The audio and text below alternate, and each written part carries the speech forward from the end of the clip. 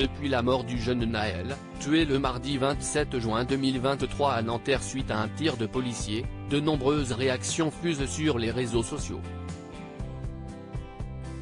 Beaucoup de personnalités, notamment des sportifs, ont ainsi exprimé leur incompréhension face à une telle situation. Kylian Mbappé a lui aussi tenu à publier quelques mots. Mais son laïus n'a pas plu à tout le monde. C'est un drame qui a marqué toute la France et qui suscite de vives émotions aux quatre coins du pays. Mardi 27 juin 2023, un jeune homme prénommé Naël a été tué par balle suite à un contrôle routier qui a dégénéré. L'adolescent de 17 ans refuse d'obtempérer et redémarre sa voiture alors même que l'un des policiers qui procède au contrôle a une arme braquée sur lui. Ce dernier tire alors et touche le conducteur au thorax.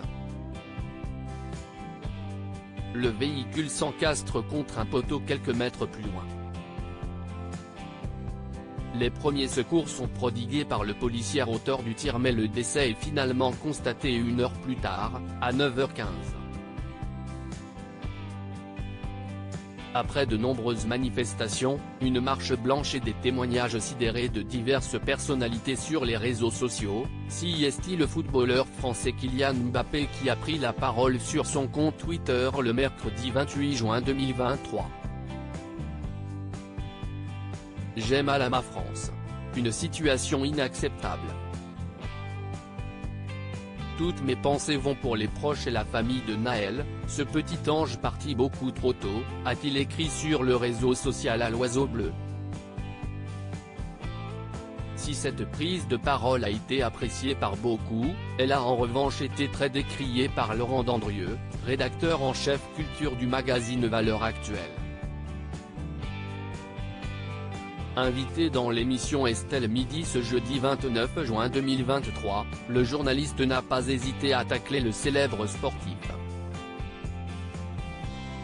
Je ne veux beaucoup aux personnalités médiatiques et aux stars diverses et variées. Personnellement, je me fous de l'opinion de Mbappé sur ce sujet. Je ne vois pas à quel titre il s'exprime. On ne l'entend pas sur d'autres sujets. Il y a dans la tonalité de ces déclarations, une idée que les habitants des quartiers seraient des sempiternelles victimes. Par définition, l'idée même de contrôle policier dans ces quartiers est illégitime. Si est-il quelque chose que l'on entend, a-t-il d'abord expliqué.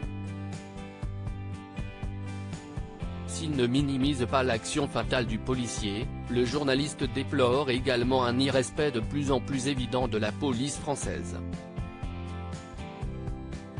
Effectivement, la réponse de ce policier a été disproportionnée, mais il n'en reste pas moins que le sujet des refus d'obtempérer est un vrai sujet. On peut comprendre que ça mette les policiers sous pression et qu'ils vont certainement bosser avec les chocottes au ventre. Cela n'excuse en rien les dérapages, mais cette idée que les habitants des quartiers seraient de sempiternelles victimes et les policiers de sempiternels coupables est systémique, a-t-il conclu.